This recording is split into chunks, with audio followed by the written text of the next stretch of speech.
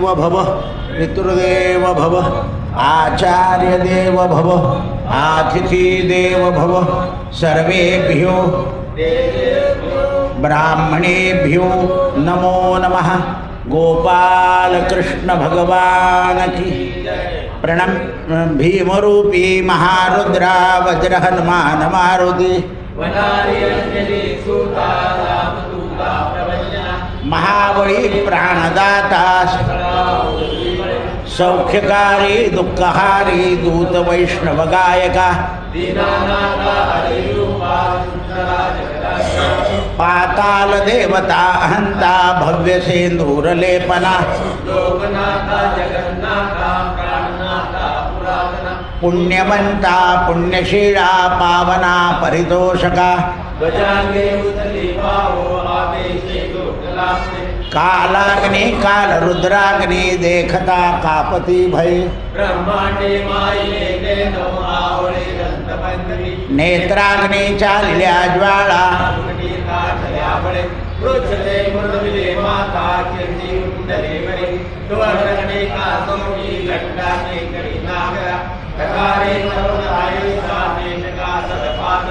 चपळांग पाहता कोटीच्या कोटी बुड्डाने झेपावे उत्तरेकडे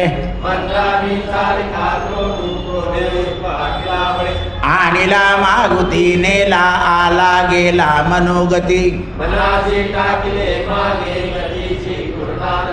अणुपासोनी ब्रह्मांडा एवढा होत जातसे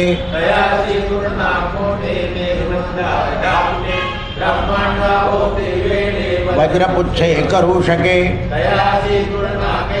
ब्रह्मांडी पाहता नसे आरक्त देखिले डोळा ग्रासले सूर्यमंडळा वाढता वाढता वाढे भेदिले धनधान्य पशुवृत्ती पावती रूप विद्याधी स्तोत्र पाठे करोनी भूत प्रेत संध्याधी नासती तुटती चिंता आनंदे भीमदर्शने हे धरा 15 श्लोकी लाभली शोभली दुर्देहो निसंदेहो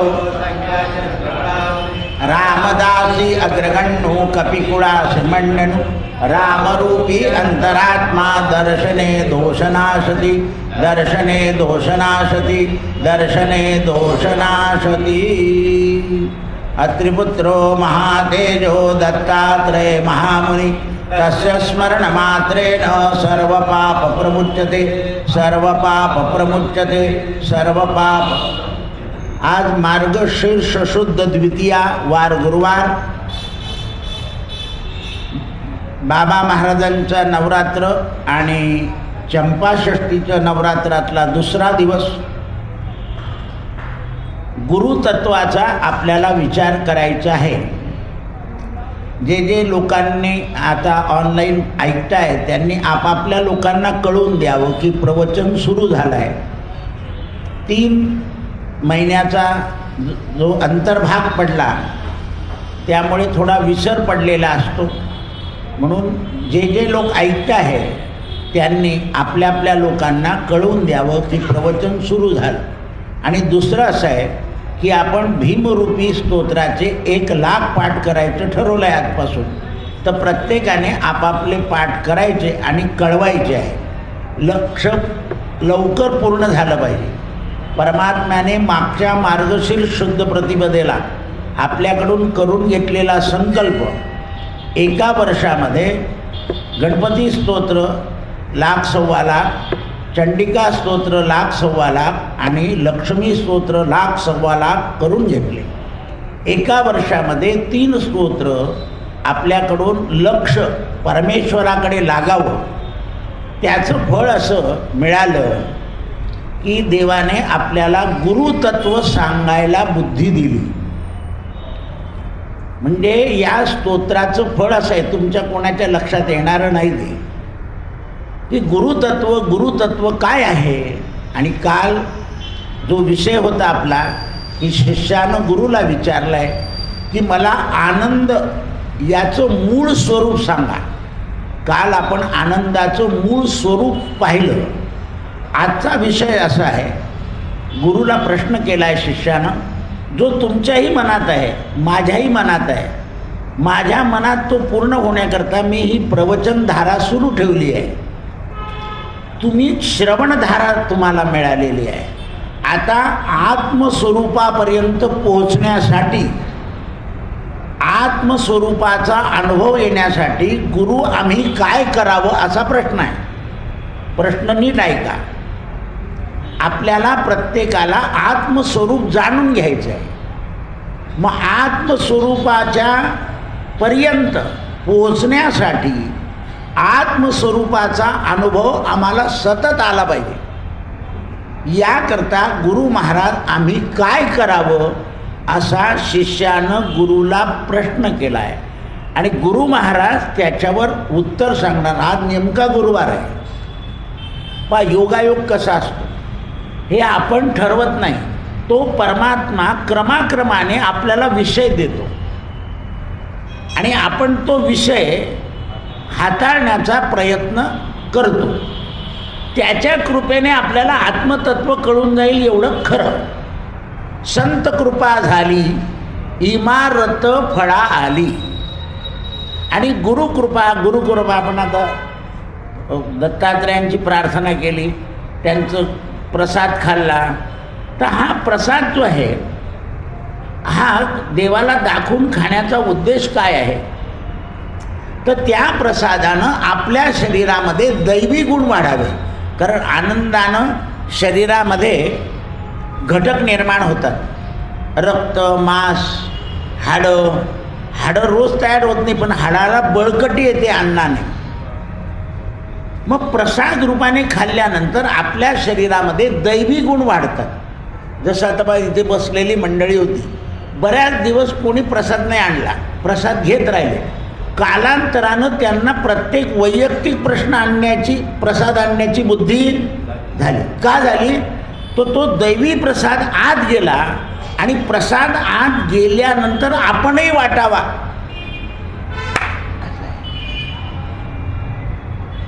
तर प्रसादाने तो गुण उत्पन्न झाला आहे. म्हणून आम्ही याला सांगून ठेवलं आहे, कोणी आला की प्रसाद घे सांगायचं त्याला, प्रसाद घे सांगायचं त्याला. बरेच लोक सुरुवातीला हा घेतो आणि चालले जातात. तर तो दैवगुण आत यायचा नसतो. गव्हर्नमेंट प्रसाद वाटतं त्याचं लफडं काय झालं पंढरपूरचं ऐका तुम्ही. लाडू तपासला तर खराब आहे. मी मागे बोललो होतो त्याच्यावर की या लोकांनी लाडूचा प्रयत्न करू नये. कारण गव्हर्नमेंटचं काम आलं की कर्मचारी ढवळाढवळ करतात. पंढरपूरच्या प्रसादाची धिंड निघाली आहे. बरा होता मुरबरे प्रसाद, ते त्यांनीच करावं तिरुपतीवाल्यांनी. असं आहे ते. आपण काय करतो, दुसऱ्याची कॉपी करायला जातो, तो कॉपी होत नसते. आत दैवी गुण असल्याशिवाय ते होत नाही तुमच्याकडून. पहा तुम्ही आता श्रवणाला येणारे पूर्वीपेक्षा जाऊ आज डोळे जेवण आहे, अमुक आहे, इकडे चाललं द्यायचं तुम्ही. आता तुमची वृत्ती नाही होत, कारण दैवी गुण आज जागृत. आता तुम्ही रिकामे म्हणून ठीक आहे, काहीच कामच नाही आहे, पण दैवी गुण निर्माण झाले की मनुष्य टाळत नाही. चालता येत नसलं तरी चालतो तो, आणि दैवी गुण नसले तर जाऊ द्या. काय दैवी गुण काय म्हणतं, नाही ऐकलं पाहिजे. दुधाची पिशवी घ्याल कसा जातो तू. दैवी गुण आपल्याला जागृत करतात. सकाळी सुद्धा सांगितलं होतं, राजसी गुण आणि तामसी गुण माणसाला बिघडून टाकतात, पण दैवी गुणानं मनुष्यानं चालत. आपल्याकडे एक उदाहरण आहे. 96 वर्षाचा मनुष्य 2 वेळा येतो आपल्याकडे भवानी मंदिराच्या जवळून. कोणी नेलं तर गाडीवर बसून जातो, नाही तर येण्याचा प्रयत्न करतो. पहिला टप्पा श्रीनिवास म्हणजे देवाकडे, दुसरा बगीचात आणि तिसरा राम मंदिर. परत संध्याकाळी 3 टप्पे. दैवी गुण आहे ना. 96व्या वर्षी मी बळजबरी काठी ठेवायला लावली हातात, तेव्हा ते आता काठी घेत आहे. दैवी गुण असले म्हणजे मनुष्य कंटाळा करत नाही देवाला चालायचा, कारण ते दैवी गुण त्याला जागृत करतात. वाढावया सुख खरं सुख आणि आनंद वाढवण्याकरता दैवी गुण, म्हणून मी प्रसाद घे, त्याला म्हणतो प्रसाद घे, माझ्याकडे आलं की आधी प्रसाद घेऊन ये. खरं प्रसाद हे दैवी गुण वाढवण्याला प्रयत्न करतात. म्हणून गरम कोणी करून आणो, तो देवापुढे गेला की काय झाला प्रसाद, आणि तुम्ही घरी पोहे गेले तो काय झाला नाश्ता. नाश्ता सुद्धा कोणाचा खातो आपण, ज्याच्याबद्दल आस्था असते त्याचा नाश्ता. कोणी कधी म्हटलं नाश्ता करा, नाही भूक नाही, पण प्रेमी असेल तर आस्था बरोबर नाश्ता आहे. म्हणून दैवी गुण जागृत, नाश्त्याने दैवी गुण जागृत होणार नाही. का नेहमी तू आमचं खातो तू खवालनं असं बोललं जाईल, प्रसादामध्ये असं बोललं नाही जाणार, कारण ते दैवी गुण आहे. नाश्त्यामध्ये रजोगुण आहे. लक्ष द्या, ज्यात रजोगुण आहे ते माणसाला आळस आणि प्रमाद आणतात, आणि ज्यामध्ये दैवी गुण आहे त्याच्यात उत्साह येतो. म्हणून गुरु महाराजांना विचारलंय की आम्ही यासाठी काय प्रयत्न करावे. गुरु महाराज म्हणतात उपनिषदामध्ये ईश्वर आनंद रूप आहे हे सांगितलं आहे. ईश्वर हा आनंद रूप आहे. मग आनंद रूपाचे आपण अंश आहोत. आपण काल थोडं सांगितलं होतं, आपण त्याचे अंश आहोत. अहम वैश्वानरो भूत्वा ममौ अंश जीवलोके जीवभूतच सनातना. आपण त्याचे अंश आहे.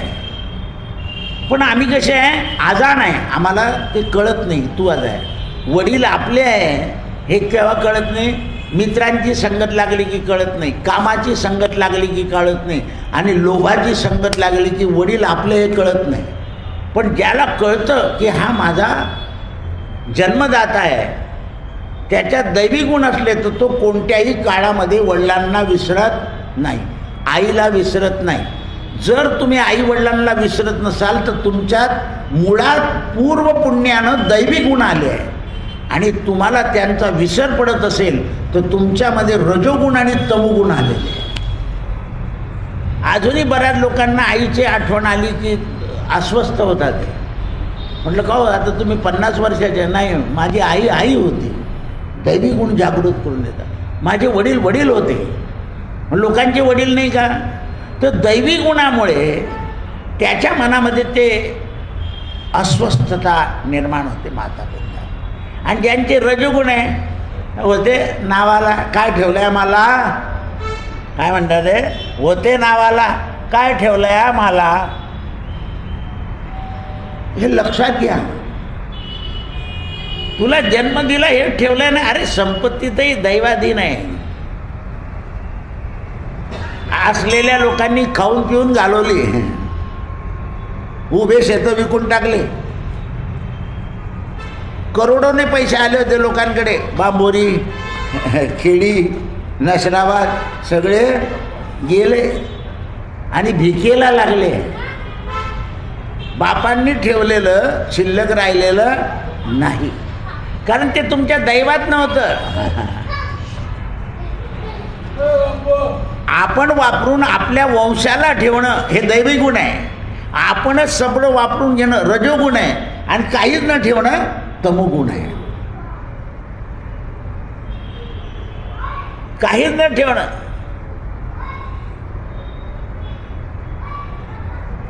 तर आनंद रूप परमात्मा आहे, आणि आपण परमात्म्याचे अंश रूप जीवात्मा आहे. परमात्मा, आपण कोण आहोत, जीवात्मा. मग या जीवात्म्यानं परमात्म्याला कळण्याकरता किंवा समजून घेण्याकरता किंवा परमात्म्याचा अनुभव येण्याकरता उपनिषद आणि गीता आणि आपल्या आणखी महाराष्ट्रातली ज्ञानेश्वरी आणि दासबोध या ग्रंथाचं श्रवण करावं. वाचन नाही, श्रवण करावं. आणि श्रवण करून अभ्यास समजून घ्यावा की आपल्याला काय. अभ्यास म्हणजे वाचणं नाही, आपण जे ऐकलंय ते आपल्या आचरणात अजून का येत नाही याला अभ्यास म्हटलं आहे अध्यात्माचा. एक दिवशी मीठ कमी आहे, आपण मिठाकरता इतकं संतापतो का? काय होईल एक दिवशी जर मीठ कमी खाल्लं आपण तर काय बिघडेल? असा अभ्यास करायचा आहे. आपल्यामध्ये अजून लोभ काय आहे? आपण हे माझं ते माझं ते माझं असं माझं माझं का म्हणतो? अजून आपण अनुग्रह घेतला आहे, गुरुमंत्राचा जप करतो आहे, तरी आपल्या डोक्यातून माझं मी पण का जात नाही. याला अभ्यास म्हणतात. नुसती प्रश्नाची उत्तरं देणारे लोक जे आहे ते इंजिनियर होतात पण प्रॅक्टिकलमध्ये कमी पडतात. ही फॅक्टरी सोड, ती फॅक्टरी सोड, आणि जे प्रॅक्टिकलमध्ये आहे त्यांना लोक बोलतात आमच्याकडे यावं, 10,000 पगार वाढवून देऊ. तो म्हणतो कारण काय? तो बोलताना असं बोलतो की परीक्षक त्याला घेतोच. तर असा अभ्यास केला पाहिजे. आपल्याकडे असे शिकलेले लोक आहे की त्यांना अजून रेल्वेचं रिझर्वेशन करता येत नाही. त्यांना लोकसभा, विधानसभा आणि राज्यसभा कळत नाही. इतकं नागरिक शास्त्र शिकलेले असतात ते. असं आहे ते. कारण काय? अभ्यास नाही. आपण ज्या जगामध्ये राहतो त्या जगाचा आपण अभ्यास केला पाहिजे. अजून खाण्यापिण्याचं ज्ञान नाही लोकांना. कोणत्या ऋतूत काही खातात आणि त्यामुळे व्याध्या येतात. हा अभ्यास करावा लागतो. पहा, अमेरिकेने अभ्यास केला. महाराष्ट्राचं जेवण हे वनस्पतीजन्य आहे. अमेरिकेने अभ्यास केला की हे का खातात असं, आणि त्यांनी निर्णय दिला बुद्धीला सचेत ठेवायचं असेल तर वनस्पतीजन्य अन्न खावं. ते खातात घाणेरडं, पण अभ्यास केला. आणि आपल्याकडे आपल्या अन्नाचा अभ्यास नाही आहे. याला अभ्यास म्हणतात. मग हा अभ्यास करणं म्हणजे काय? तर उपनिषदामध्ये, भगवद्गीतेमध्ये वैराग्याचं वर्णन जास्त आहे. वैराग्याचं वर्णन जास्त आहे. मग ते वैराग्य आणण्याचा प्रयत्न करणं म्हणजे ईश्वराचा अनुभव घेणं. किंवा इतके वर्ष झाले तरी आपण कपड्यांबद्दल इतकी आसक्ती काय? असा अभ्यास आहे. आपल्याला अजून छानछोकपणा काय येतोय? आपण इतकं गीता वाचतो, ज्ञानेश्वरी ऐकतो, हे करतो, तरी आपल्यात अजून वैराग्य काय येत नाही. मग वैराग्य कोणाजवळ आहे? तर त्याच्याकरता श्लोक सांगितला आहे. वैराग्य योगी शिवशूल पाणी, सदा समाधी निजबोधवाणी, उमा निवासा त्रिपुरांतकारी, आणि तुझ वीण शंभू मजपोट. आणि असे याचे भक्त ज्ञान सांगणारे दिवसातून 3दा ड्रेस बदलवतात.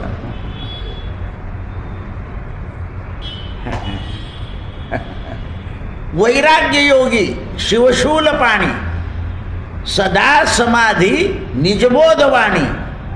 तोंडामध्ये नाही नेहमी काय? शंकराच्या राम राम राम राम राम. राम शब्द बोधक आहे. बोधक कशाचा बोधक आहे? तर सत्याचा. शिव शब्द पवित्रता, हे बोधक शब्द आहे. कृष्ण शब्द प्रेमळता.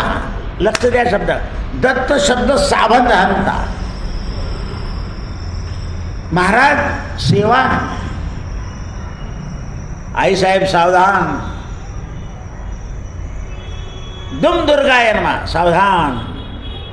बोधक. आणि विठ्ठलम चिंतयामी, काहीच नाही माझं. बोधक. याच्यातून बोध घ्यायचा आहे. म्हणून माऊली लिहिते, साधुबोध झाला निरोनिया ठेला, ठाईच मोरला अनुभवे. अनुभव आल्याशिवाय मनुष्य शांत होत नाही, आनंदी होत नाही. म्हणून दत्ताचं भजन आहे, शांत होई गुरुदत्ता, शमवी चित्ता आता. म्हणून पुराण म्हणतो, अरे घालू नका वेळ, ऐका. आता याच्यावर सांगितलं की एकमेकाला सांगा. शांत झालं पाहिजे मनुष्य. आकांक्षा आणि अपेक्षा या थांबल्या पाहिजे. कारण आपल्या मनाप्रमाणे सगळं घडेल असं नाही आहे. संसार मनाप्रमाणे होत नाही, तो त्याच्याप्रमाणे होतो. परमार्थ मात्र मनाप्रमाणे होतो. तुम्ही ऐकायचं ठरवलं आहे 15 दिवस, तुमचं मन बरोबर तुम्हाला ऐकू आहे. पण आपण परमार्थाकरता प्रयत्न करत नाही, संसार्थाकरता बारीक जळत बसतो. तुरीच्या डाळीचे पुठं वाया जाऊ नये म्हणून त्याचे फुनके करून खातो. बुद्धिबा संसारी. पण परमार्थात करता देह वाया चाललाय त्याच्याकरता सावधान राहा. हा अभ्यास, याला अभ्यास म्हणतात. आता वैराग्यात कर्मयोग, ज्ञानयोग, भक्तियोग, योग मार्ग असे अनेक मार्ग आहे. मग या मार्गामध्ये असं सांगितलं आहे, शरीर म्हणजे मी नाही. वैराग्य म्हणजे काय? हे जे शरीर आहे ना, हे मी नाही. याच्यावर तुकाराम महाराजांनी एक शब्द लिहिला आहे, चमडा जाने कुत्ता जाने. मी आता लाईट बंद केलं ना, आमचा गोपी मला म्हणे काय पाहिजे, म्हटलं काय नाही, लाईट बंद करायचं आहे, ते लाईट बिल जास्ती येतं म्हणून मला बंद करायचं आहे. कारण विनाकारण कुठली गोष्ट नाही करायची. एक जण मला बोललं तर तुम्हाला बिल भरावं लागतं का? असं करावं लागतं का? जिथे राहता तिथलं काही नाचधूस करायची, बंद करायची. विनाकारण त्याचा उपयोग नाही घ्यायचा. कुठली वस्तू वाया घालवायची नाही. हा अभ्यास आहे. कारण अनेक लोकांना मिळत नाही आणि आपण त्याचा दुरुपयोग करतो. दुरुपयोग हे पाप आहे. यांना मी आल्याबरोबर एक गोष्ट सांगितली. त्यांना रिटर्नमध्ये सांगितली, माझ्या साहेबाने मला आज असा रिपोर्ट दिला की 12 वर्षापूर्वी तुमचं जे वागणं होतं ते आजही वागणं आहे, असं त्यांच्या साहेबाने आज त्यांना शरा दिला. संपलं. कोणीतरी आपल्या वागण्याची कदर केली की आपल्याला काय मिळतं? प्रमाणपत्र. नाही तर हल्ली प्रमाणपत्र सगळे खोटे. सगळे हे जेवढे मानपत्र आहे ना, सगळे खोटे असतात. हजर न राहणारा शिक्षकाला फार आदर्श शिक्षक. त्या शेलू गावच्या एका शिक्षकानं सुनेची हत्या करून रस्त्याने फेकत आला होता तो रेल्वेने. बा किती सावधरित्या मनमाड स्टेशनच्या बाजूला त्याने ती सुनेची हत्या फेकली आणि त्याच्यावर शेलू गावच्या दुकानदाराच्या, कपड्याच्या दुकानदाराचा पत्ता होता. पोलिसांनी ती मनमाडून उचलली, शेलू गावला गेले आणि त्या शिक्षकाला धरलं. बा कसा तपास लागला. तर जगामध्ये हे जे मानपत्र हे नाही, याच्याकरता प्रयत्नच करू नका. हे सगळे कलियुगात खोटे असतात. पुरस्कार सगळा खोटा. बरं, नाही पुरस्कार मिळाला तर काही तोटा होत नाही. काय तोटा होतो? काय तोटा होणार आहे? कारण आपण जे कर्म करतोय ते जगामध्ये धर्म आहे. कर्माला धर्म समजा. धर्माकडून काही अपेक्षा असते का माणसाला? नाही. आपण भिकाऱ्याला काही दिलं तर आपण त्याच्याकडून काही अपेक्षा करतो का? तो म्हणतो देव तुझं भलं. आपण ऐकत पण नाही ते, कारण त्याच्याकडून आपल्याला काही अपेक्षा नाही. तसं हे जग आहे. जग मुळात भिकारी आहे. प्रत्येकाला काहीतरी पाहिजेच असतं, असलं तरी पाहिजे असतं. म्हणून तुकोबाराय म्हणतात, पोटापुरते देई विठोबा, भाकर ताजी अथवा शिळी, देई भुकेच्या वेळी. बस. मग आता मी शरीर आहे हे जर आपल्याला कळालं, मी शरीरने हे कळायला पाहिजे. पण आपल्याला जर हे कळतंय की मी शरीर मी आहे, तर आपली बुद्धी कमी आहे अभ्यासात, असा त्याचा अर्थ आहे. दिवसेंदिवस हे शरीर माझं नाही, कोणाचे हे घर, हा देह कोणाचा, आत्माराम त्याचा तोची जाणे, मी तू हा विचार विवेकी शोधावा, गोविंदा माधवा याच देही. असा वैराग्य आणलं आपण, वैराग्य आचरण केलं की मनातली ममता दूर होते. वैराग्य आणलं की ममता दूर होते. पण मुक्ताबाईने जो उपदेश केला त्याप्रमाणे वैराग्य पाहिजे. वरती भगवा आणि आत आसक्त नाही. वरती कोणताही रंग असो पण आतून वैराग्य पाहिजे. सकाळी त्या संताची गोष्ट सांगितली, तो दान द्यायचा पण खाली बघायचा. कारण दानाने त्याला लौकिकता नको होती. दानाने देव मिळाला पाहिजे. दानाने लक्ष्मी प्राप्त नाही झाली पाहिजे. कारण लक्ष्मी तर प्राप्त नाही, प्राप्त अप्राप्त जे आहे ना ते प्राप्त झालं पाहिजे. मग अप्राप्त कोण आहे? परमात्मा. सहज प्राप्त होणारा नाही आहे. मग अप्राप्त जी गोष्ट आहे, लक्ष्मी तर प्राप्त आहे, आपल्या नशिबात आहे तेवढी येतेच, ती जात नाही. ती आलेली मात्र सावधान राहिली पाहिजे. लक्ष्मीनं पायामध्ये काय बांधले? घुंगरू. चालल्याशिवाय आवाज येईल का घुंगराचा? म्हणून ती चालतच राहते. म्हणून मीराबाई काय म्हणतात? पद घुंगरू बांध मीरा नाचे. असं आहे. तर ती लक्ष्मी आहे. ती किती लोकांना माहिती आहे की लक्ष्मी चंचल चंचल. मात्र ते ती चंचल देतं. तिच्याकरता आपलं मन चंचल करण्यात काही अर्थ, याला म्हणायचा अभ्यास. आपण म्हणतो तो प्रारब्धेची जोडे धन, प्रारब्धेची वाडे मान नको. हा अभ्यास आहे. हा अभ्यास आहे. म्हणून ते म्हणतात मनातली ममता दूर करणं हे माझं आहे. कसं होईल? तर जोपर्यंत हे माझं आहे, हे माझं आहे, हे सुरक्षित ठेवलं पाहिजे असं मनाला वाटतं, तोपर्यंत तो अभ्यास नाही. आपण प्रयत्न करावे. आता पहा तुम्ही, आतापर्यंत आपल्याला असं वाटत होतं की बा बँकेत पैसे ठेवले की सुरक्षित राहता, तिथूनही आपोआप जाता येते.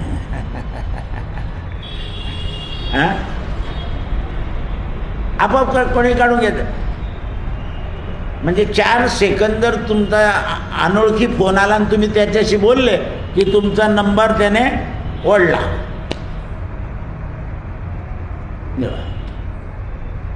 काय सुरक्षित आहे? जसं जसं विज्ञान वाढतंय तशी असुरक्षता वाढते. परवा एक बस विद्यार्थ्यांना सहलीला घेऊन चालली होती. ती गेली. आता कोणती शाळा लवकर सहल काढेल? लक्ष द्या तुम्ही. कारण वाईट आहे ना. तो बसवाला असं याच्यावर ठेवून मोबाईल पाहत होता आणि एसटी चालवत होता. त्याचा फोटो 3ऱ्या माणसाने काढला. तो वरती महाराष्ट्र सरकारला पाठवला की तुमचे माणसं काय करताय. काही विचारच केला नाही त्याने, असं मोबाईल लावलेला आहे. आता एक गोष्ट कळाली मला, कोणीतरी होतं माझ्याजवळ, की मुलगी बाथरूममध्ये आंघोळ करता करता मोबाईल पाहत होती. तो मोबाईल पाण्यात पडला. तिने ते पाण्यात हात घातल्याबरोबर त्याचं काय ॲक्शन झाली? दोन्ही हात जळून गेले. आता बाथरूममध्ये आंघोळ करताना मोबाईल पाहण्याची काही गरज आहे? पण पाहावीत त्या. आत्ता लेटेस्ट गोष्ट होती. तुम्ही पांघरून घेऊन झोपेत पाहता ती गोष्ट वेगळी आहे, पण बाथरूममध्ये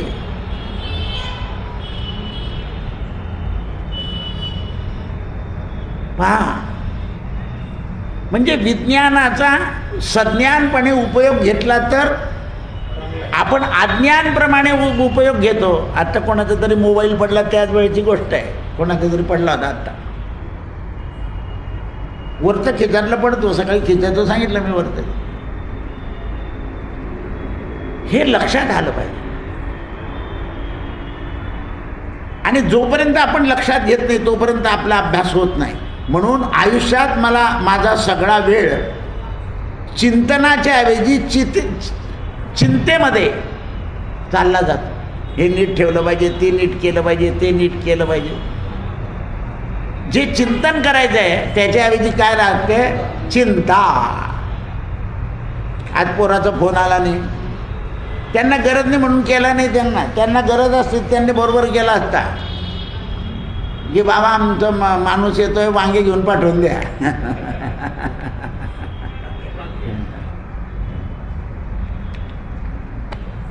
एक विद्यार्थी आहे माझा, तो मुंबईला राहतो. एक दिवशी त्याच्या पत्नीनं माझ्यासमोर त्याला सांगितलं, म्हणे बाबा गेले ना तिकडे गावावर, बाबांना फोन करून द्या की चांगले भरिताचे वांगे घेऊन या. म्हणे मी बाबांना वांगे आणायला सांगणार नाही. काय झालं, पोराकरता नातवाकरता नाही, मी माझ्या मित्राला सांगतो. ती पोरगीला थोडासा राग आला असेल, तिकडे चालली. काय सांगावं म्हणे गेला, आपल्या बापाला तिथून आणायला काय सांगतं. मित्र माझं तरुण आहे, मी मित्राला सांगितलं, दादा बरोबर सांगितलं का चुकीचं सांगितलं. त्याने व्हेरीफाय केलं. म्हटलं बेटा हुशार आहे, वयोवृद्ध बापाला विनाकारण त्रास दिला नाही. आता व्यवहारार्थी आपल्याला काय वाटतं, बापाला नाही सांगायचं, कोणाला सांगायचं, पण त्याने नाही सांगितलं. ते म्हणजे मित्राला सांगितलं. त्याने बरोबर त्या मित्राला सांगितलं, मित्राने त्याला आणून दिलं. म्हटलं का रे मग आता त्याने तुला आणून दिलं, मी मुंबईहून येताना त्याच्याकरता काही घेऊन येईल ना. म्हणे झाली गोष्ट, याला म्हणतात बुद्धिवान. आपला दूध तसा आहे का पाहून घ्या एकदा, लक्षात ठेवा. काय बाबांना त्रास द्यायचा. अशांना आदर्श पुरस्कार दिला पाहिजे. पण कोणाला मिळतो, जो वागवत नाही त्याला. मुद्दा लक्षात ठेवा, हा अभ्यास आहे की किती बाबांना त्रास द्यायचा. आता त्यांचं वय झालं आहे, ते येतील पडले जडले एसटीत, वांगे आणतील ते फैसपुरून बामनोदवरून कुठून तरी चांगले पोराकडे. हां, त्यांनी त्यांच्या इच्छेने आणले तर गोष्ट सोडून दे म्हणे, पण आपण नाही बोलायचं. वा, हे शिकून ठेवा पोरांना जरा. सुंदर आहे, विद्यार्थी आहे तुम्हाला, लक्ष द्या. यांना रत्न म्हणायचं, अभ्यास आहे त्याचा.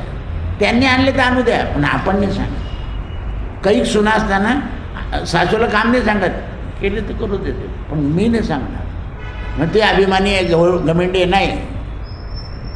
त्यांना करायचं असलं तर करू द्या. कारण स्वइच्छेनं करण्यामध्ये माणसाला ओझं वाटत नाही.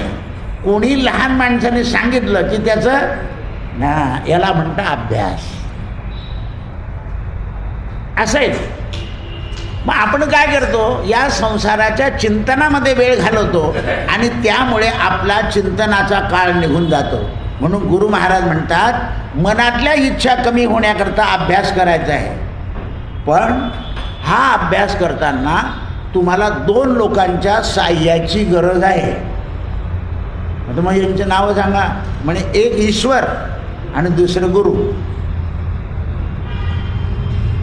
पहा, पंत महाराजांनी एक श्लोक लिहिलाय, या हो या भवरोग दूर करूया, काळास जिंकूया.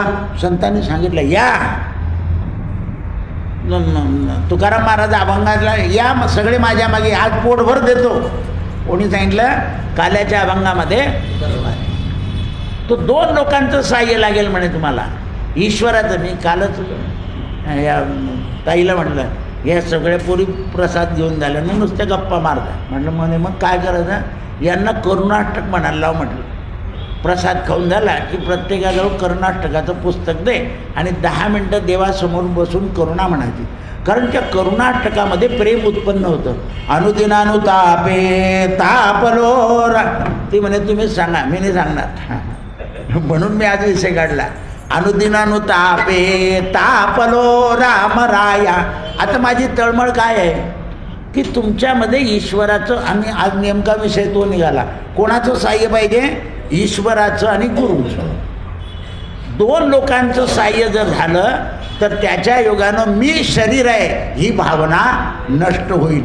आता ती भावना प्रगट कशी करायची ते उद्या पाहू. हरे राम राम राम हरे हरे, हरे कृष्ण कृष्ण कृष्ण गोपाल कृष्ण भगवान की जय.